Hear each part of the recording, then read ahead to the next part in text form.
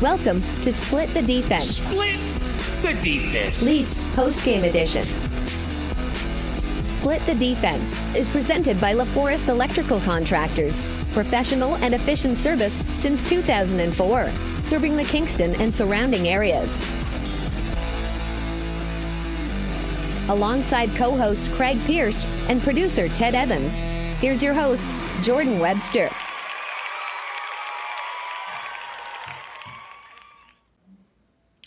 What up and welcome to Split the Defense, Leafs postgame. I'm here with CP and producer Ted in the booth. Leafs win 3-1 against the Winnipeg Jets in Winnipeg, taking both games of the home-and-home series and have now won 4 of their last 5, CP, and 25 on the year. Ryan Reaves scored a friggin' goal. Yeah, wow. That's unreal. Unreal.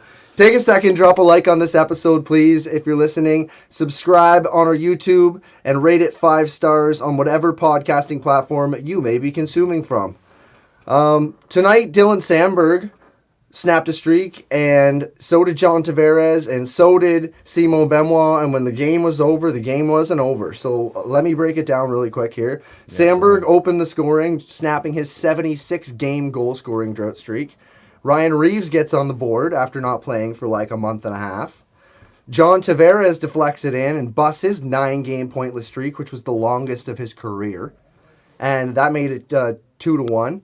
Samberg snapping JT's stick was just the icing on the cake. Game over, I thought. But apparently, the two teams thought, no, even though the score is not going to matter, let's make it interesting. So Matthews gets his 40th of the year on the 5-on-3 there, makes it 3-1. Then Winnipeg pulls the goalie, and Simon Benoit breaks his 68-game goal-scoring streak, hitting an empty netter from 196 feet away.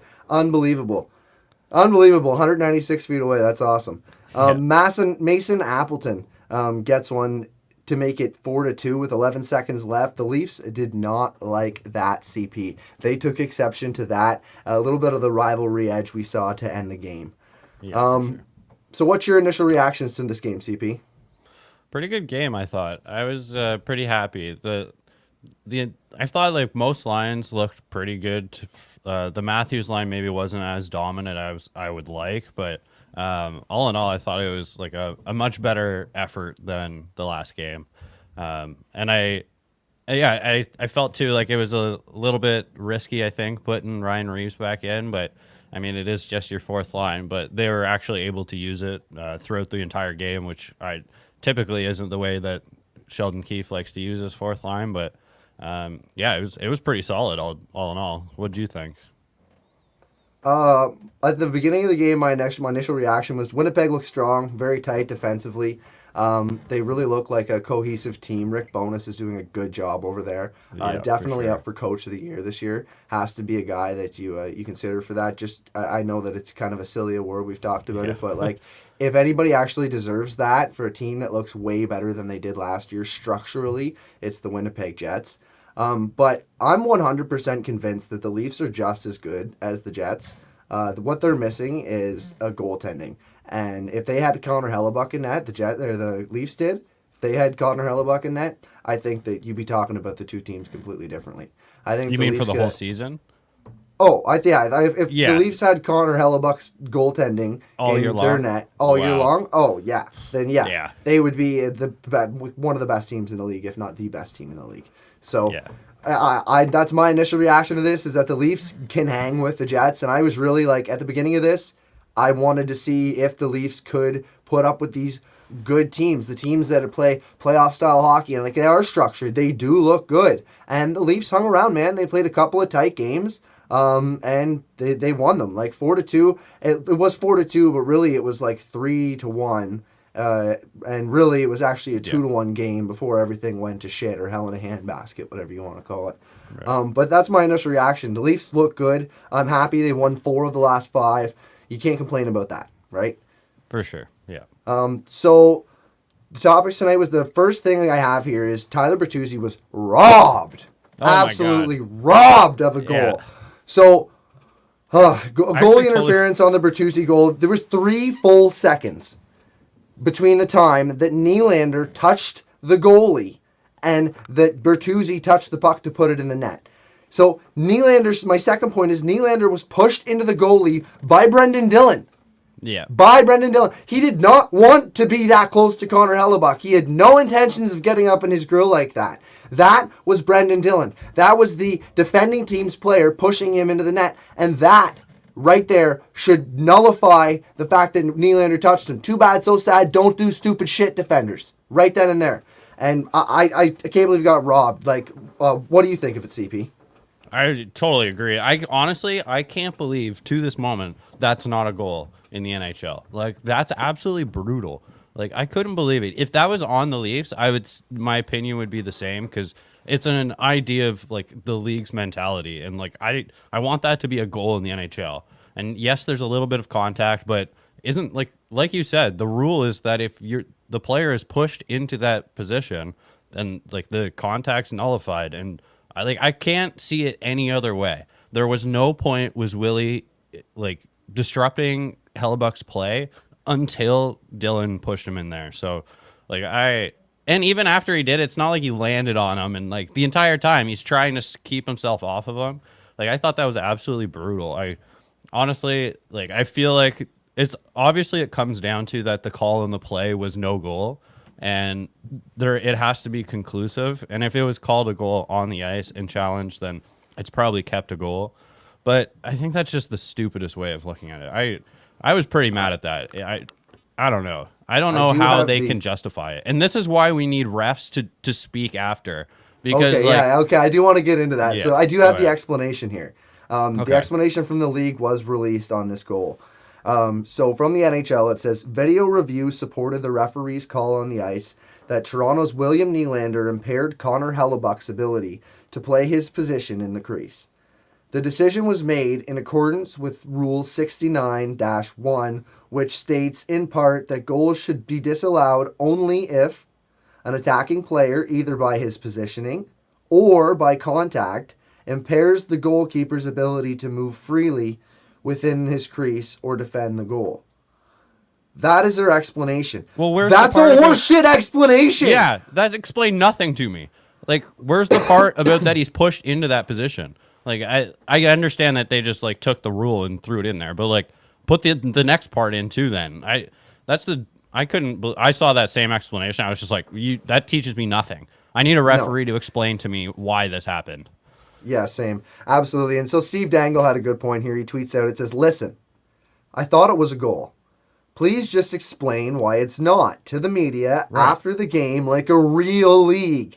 You demean yourself with segments where people go, whoa, I had no idea how great hockey was because nobody watches you. So teach potential audiences.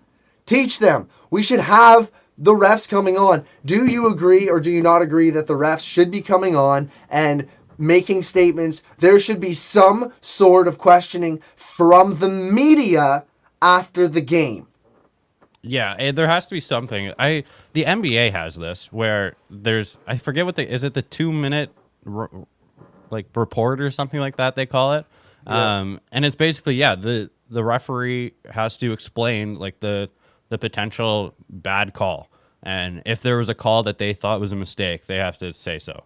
And like I don't know exact the rules. Like, I'm not sure the media actually gets to ask them any questions, but I'm not sure actually how they determine what the conflict of interest is too. I'll have to look into that more. But yeah, there has to be still something. Better. It's still better than what the NHL is offering right now to the league's fans and NBA like potential fans. NBA fans feel like it's not quite perfect, but that it's better than nothing. Like, so they at least get the explanation, and then you can argue about it. But at this point, we really don't have much info. Like, it's not like the 4 words that they say after they review it teach us anything.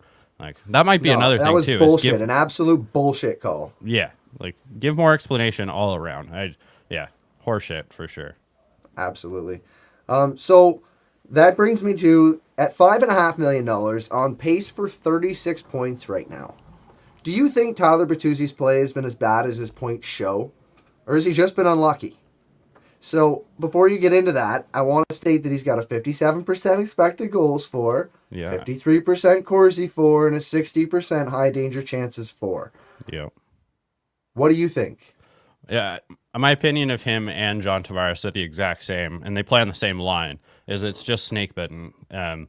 There is a little bit of some of it's on Bertuzzi of not finishing quite as well as he could, and like Tavares has missed a lot of opportunities where those would probably be some assists for Bertuzzi. So it's a bit of both. Where I feel like his play has been underwhelming for what we expected of him at the beginning of the year.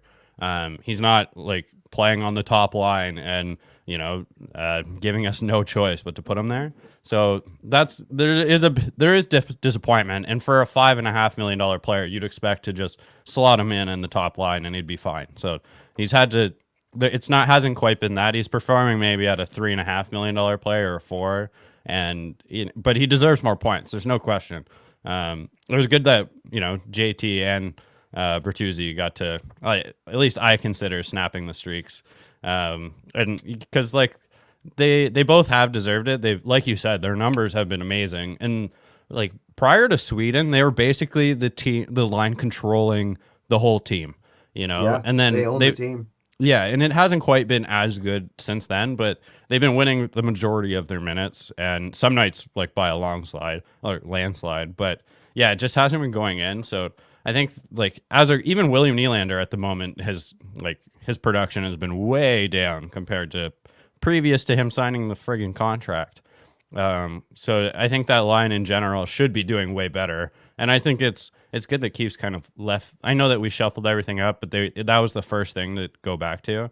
And I think it's because it has worked. It's just, I don't know if how much longer you can go though, with it. Well, with him playing on the Toronto Maple Leafs? Well, in general, yeah. Like, it's a lot of money to be paying a player that's just not giving you what you're paying for him, I guess. And every dollar counts around here. So I wouldn't say that it's like a freak out. We got to get him out of here right away. But if the right situation came up and like we're still improving, this isn't a sell off this guy for draft picks. But if you could improve, I think that you might look at it, but only if it's this like continued towards the trade deadline. But I think the Leafs are so bipolar. You don't know whether you want to sell for draft picks 1 week or go for it all in the end. But Tyler Bertuzzi is exactly the kind of player that you just keep if you think you're going to make the playoffs at all. If you think you have a chicken dick's chance in hell to make the playoffs, then you have to try and keep a player like Tyler Bertuzzi because that is where he's going to shine, right?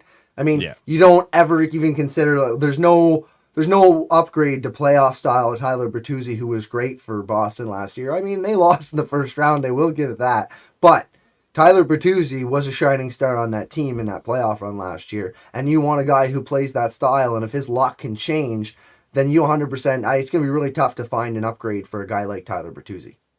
Yeah, you would have to be looking farther than this season because like he's only signed for this year. So like you said, if you had like a real shot of being in the playoffs and you thought the team had any chance, then you have to keep him. But I don't think a lot of people have started talking about like, should the Leafs sell off for draft picks? And like, that's the farthest thing I think they're from. Should they maybe make some trades to improve this team and maybe not just think about this season 100%? Like, I think there's no way that they're just going all in on this season, but they're potentially, I think they should make some moves to just improve in the long run. Especially if you're going to lose Bertuzzi anyway, then like if you're the last wild card spot, then like I wouldn't quite bank on it like you would if you're sitting in second place in the division. Yeah, that's fair enough. All right, so let's get back to Ryan Reeves. So great forecheck from Ryan Reeves tonight, causing a turnover. And then he tips one in after that and gets a goal. Yeah. He sat out. He was pissy. He made a problem in the media. Is he hungry or is he hungry? Did Ryan Reeves not look like a good version of Ryan Reeves tonight? Or am I just wanting to see something that's not happening? No, I came into this game wanting to not like it. Like, I just feel like that was my opinion before, is that there's a reason he's not in here. But we both kind of had the talk about like, does it create hunger, whether it's on purpose or not, of keeping him out in the lineup. And I think we saw that tonight. The last time he was able to do this, it only lasted 2 games. And then we saw 25 of just mediocrity and actually below average play. So like, yeah, he had a really good game by his standards. The game before that, they're going to be off for a whole week. So like, we'll see if he's in this lineup after the All-Star break, which I kind of assume that he will be. I mean, I think Keefe It's not would his want last this. game. No, it's definitely not. But can he put together consecutive games that look that good? Like maybe 3 or 4 in a row? I'm not sold. But he definitely looked like that was the Ryan Reeves we wanted. Is he like had a physical presence? Like no one was really expecting goals from him, but like pretty beautiful tip in. I think John Tavares would be pretty proud of that one too. So yeah, gorgeous tip in. Oh yeah. So like, yeah, that's why we got this guy here. It was basically for a game like tonight. And when things got chippy, luckily he was out there. He's kind of mixing it up. Almost got a offsetting minors with Nikolai Ehlers there, which I would have taken. But I think that he was worth every penny that we've spent on him this game. Just he's got to prove that. You think he earned his contract with this one game? Is that what you're trying to tell me right now, CP? If he did this for 82 games, contract with one game. Oh man, if Ryan Reeves can play like that for 82 games, but Ryan Reeves isn't even going to get in the lineup for 82 games. No. So I don't know if 1.3. Like I still think that's an overpay. I'm going to die on the hill that was an overpay. Yeah, well, it'd be hard to argue the other way. I feel like it's definitely an overpay. If you're paying over minimum for someone that you scratch at any point, that I would consider that an overpay. Unless it's a defenseman, I guess they kind of have their low number actually goes a little higher because defensemen are hard to come by. But for a fourth line, right winger, he better be an everydayer if you're paying him that much. So there's no debate there for sure. No debate there. So Samsonov. He lets in the first shot of the night tonight, but then he goes on to stop 24 of 26, right? Yeah. So, I mean, do you take it as a good game for Samsonov, or he should have had the first one? Should have had the first one, let's be honest here. But, how do you look at Samsonov's performance tonight? Good, bad, in between? I'd go with good. Maybe promising if that was an option. Just because this could have gone sideways real quick. First goal let in, basically the iconic bad goal from Sammy from the blue line, isn't able to track it. Every goalie in the NHL should be able to track it. But, even the best goalies in the world let in a stinker every once in a while. So you got to at least let one bad one you can accept. And it just sucks that it was the very first one, but good on him for kind of straightening it out. And he had to make a lot of big saves tonight. I think that if he had a bad night, that we lose this game big time, especially if you're, it could have been 3-1 very easily. And you're playing the best goaltender in the league this year. And for multiple years in the top 5. So I think that it was kind of, I thought that I wanted this to be a game for the Leafs. And I thought that was going to be taken away from us really quickly once I saw that first goal in.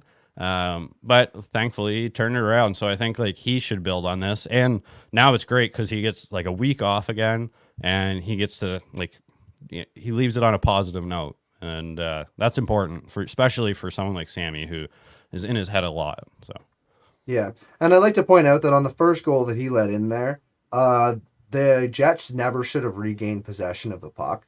Mo 100% mishandled that. Oh, that was bad. It was I do not even know what he was trying to do. Maybe his eyes weren't on it, and I get it. Mistakes happen. But that was really bad timing, and that is what led to that goal. I'm going to place 40% of that goal on Mo. Maybe more, because he should have had that. That should have been an easy grab and go. Samsonov should have never put in that position. But the last thing I want to say is, how come all the goals that go in on Samsonov are from way far away? Do you think he's like the guy in Major League where he just needs glasses? Yeah, we're gonna see him with goggles on at some point. I don't know. It is funny. I'm not sure it's a vision per se problem, but It's definitely his weak point. There's no question. So I think it has a lot to do with just the ability to focus after fighting past a screen, and those are like real skills. And like I even have trouble like once something goes by my head to like refocus at whatever's ahead of me. And I'm sure that I don't know. I don't know if it's something you can work on or if it's just a problem. But like it's every goalie it's a has problem, their thing. yeah. Every goalie has their like little weak spot. Like even Vasilevsky, I think it's his like blocker side is his weak side. Yeah. And so Low blocker. right. But it just sucks that like the weakness for our goalie is just shoot from really far away. And like it has a really high potential of going Put guys in, in front of the net and shoot it out on the net. Just make sure your shot's going in. Oh, towards the net playoff and it'll go hockey? in. Is that what you're Yeah. talking about? Like, oh, great, Yeah. awesome. Oh, great. Yeah. Awesome, man. Well, he's great for 82. He's great for 82. perfect. It's like, So is Joseph the rest Wall, of the how do you team. feel? How's that ankle, Joey? Are you feeling great yet? We need to get you back in as many games as we can so we can feel confident about going into the playoffs with Ilya Samsonov, who you can't trust. Talk about a person who has mood swings. So I got one more thing here, and we'll get into what you got before we get out of here. The Leafs get their first power play chance of the game in the third period, and they went 1 for 20 or 2 for 21 at this point now. The last game, one thing we didn't get into, I'm not sure how this slipped under my notes here, but the Keefe benched the top unit. I remember that in the last game. And so he's obviously not happy with it, and things need to get better in that regard. If you had a choice, or if you have an idea, realistically, of who's going to play on the top power play unit, who is it, and who comes off even? I mean, I think the only way that you really change it is if you go with like 2 split power plays that get equal time. And so like at that point, I would just make sure that Tavares and Willie are on one line and Matthews and Marner on a different line. I think that Bertuzzi it's like easily can replace John Tavares on a top line. Then that like your second line is really strong with Tavares, but other than that, like what else are you gonna do but just like roll with 5 forwards maybe, like put Marner at the top and then you put Bertuzzi on your top line and but I think it's like the guys got to figure it out. Like we have our best players playing on the power play. You guys should be able to do it. I guess if you're gonna switch it, like you do it drastically, because what's a little tiny change gonna make? And let's not say that Morgan Riley's the problem. They're gonna take Morgan Riley off again, aren't they? That's exactly what I was getting to. Yeah. Okay, thank you. Oh my God, is that what's gonna happen, CP? Do you think they're just gonna take Morgan Riley? That's been the problem the whole time. Morgan Riley is not the problem with this power play. You just need to split it up and give 2 unit shots, because one unit isn't always gonna score, right? You just need to split it up. You're so right, CP. You're 100% right. Yeah, I know Keefe. Have we ever seen a split power play? I feel like maybe once in the early years of Keefe. Yeah, when Nylander couldn't get it. Oh, no, before. Like I thought you meant the Matthews era. I think when Babcock was here, Nylander wasn't on the top power play. Okay, yeah, right. Yeah, Bozak and Van Riemsdyk were on the top power play. You know, that might be the last time they were split. But yeah, I don't know. We've never tried it. Keefe probably won't try it, but it probably is it's just like the only option, because there is no replacement for Riley. Like, are we going to argue that someone else on the ice is better than Marner and Nylander? Like, I don't know. They're notorious for either being amazing on the power play or awful. This isn't like the first streak that the Leafs have gone with having a bad power play. So like, I guess hopefully you just catch them on a wave of being great during the playoffs, but this is kind of their identity. It's like hot or not. It's actually the identity of the whole team, always, ever. Just like amazing or horrible. That's exactly it, hot or not. Yeah. All right, so what else you got there, CP?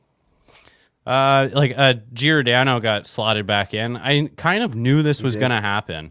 As soon as Connor Timmins actually looks half decent, then we're going back to Gio. And Gio made a lot of mistakes. Actually, the entire team made a lot of turnovers, but Gio did too. I don't know, like Gio's not cutting it. It's sad that we're seeing the fall off of this guy. But I think that he has to be replaced.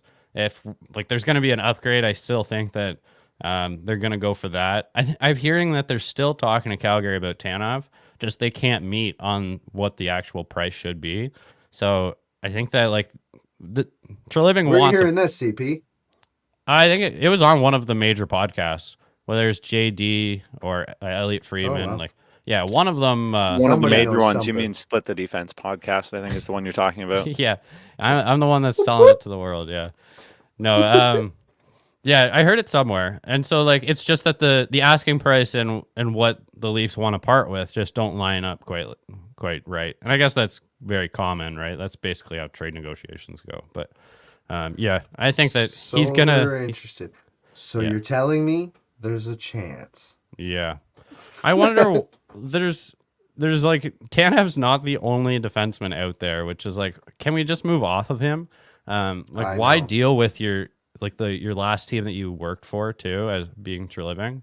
I just think that let's forget about Tanev and let's go get someone else that I don't know. Well, I know They're there's a obvious- few good players like Sean Walker and Nick Seeler I like from Philly, but Philly had to go and fuck around at the beginning of the year and be good. Yeah, So they've been be good decent. up till now, but now with this whole Hockey Canada bullshit and Carter Hart and that all fucked up situation, Yeah. now they're probably going to be shitty because they don't have a good goaltender. Hopefully. So maybe Philly goes downhill, they go to a dive, and they start selling, and we can look at a team like Philly. And, you know, we're getting to the point of the year where there's other teams in the league that are going to start rearing their heads as sellers. They're just not in it this year. They just don't have it.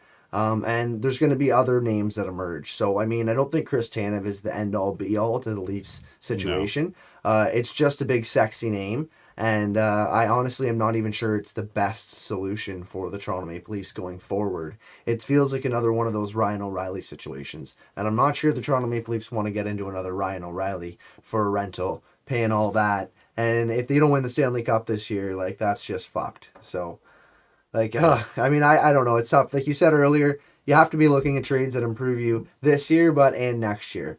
It's not just this year because now it just went to another 4-year window. So you have essentially 4 years or this year and 4 more after this.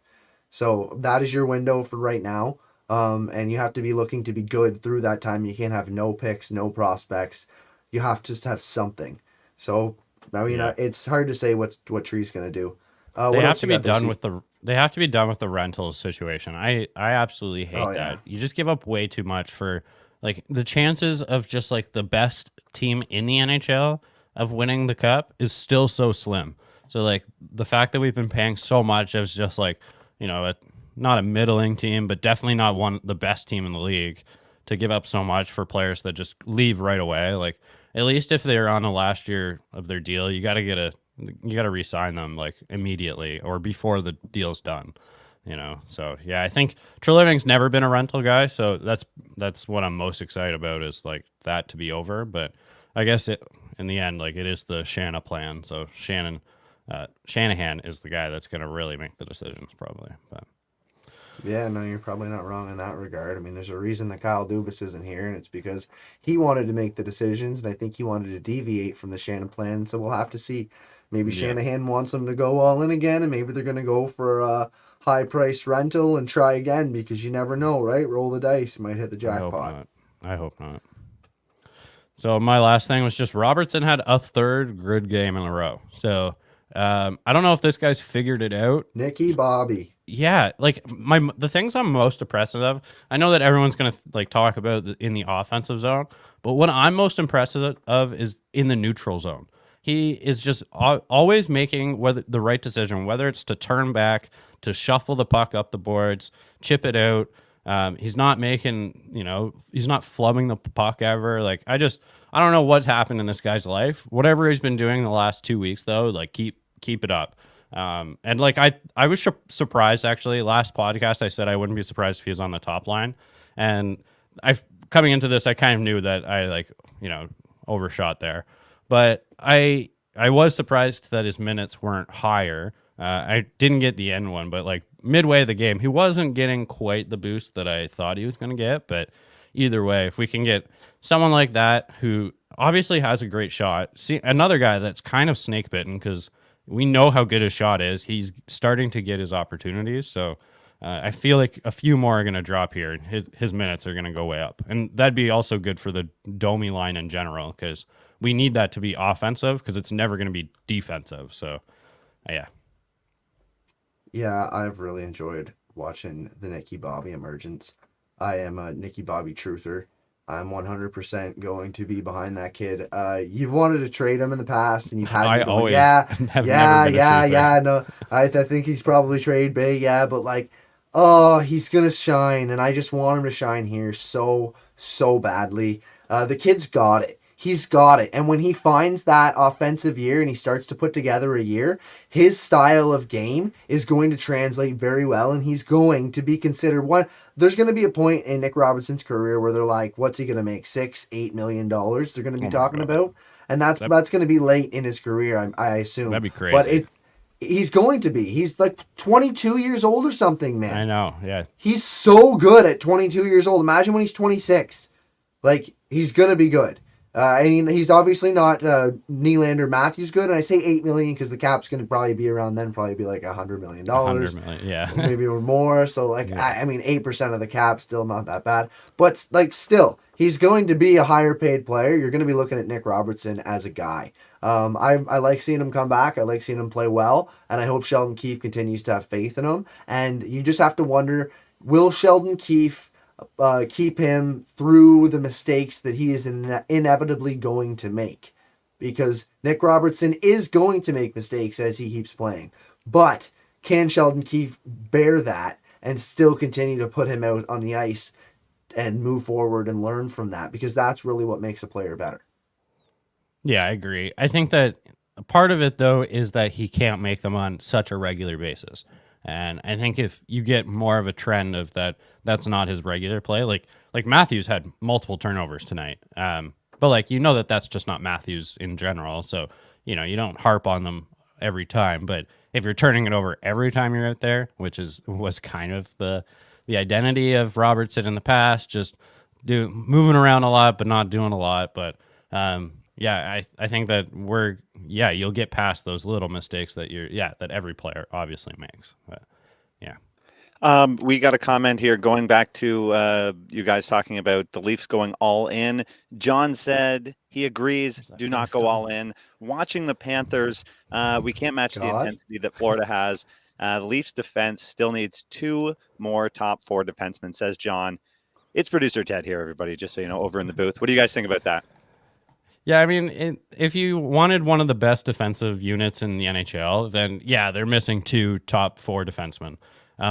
If you wanted, like, I'd not necessarily think. I think 1 just makes this team way better. So let's like cool our jets here and let's focus on just getting 1 that fits in well. But sure, if you're building like the best top, you know, playoff ready, you know, defense core that this team has never had and never been about, then yeah, maybe we'll get it needs 2, but I think that's realistically they won't. But like, no, he's not wrong. Like TJ Brody should be one of those 2 guys. So what they need is ideally they need 1 guy, and they need TJ Brody to be the TJ Brody that we signed, right? Yeah. If TJ Brody can play as good as TJ Brody has been, then you might have 2 top 4 defensemen.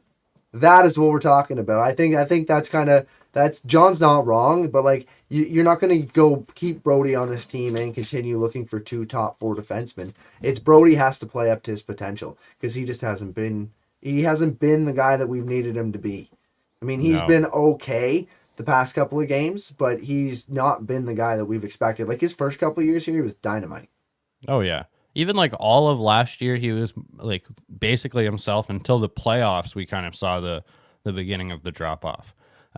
I know Brody always there's a lot going on in his life, and so like it's hard to, you know, like sometimes your mind goes other places, and you know, and so but yeah, tonight was better though, and I mean I think that you can't totally rule him out as being like a legitimate player, but he definitely hasn't shown it.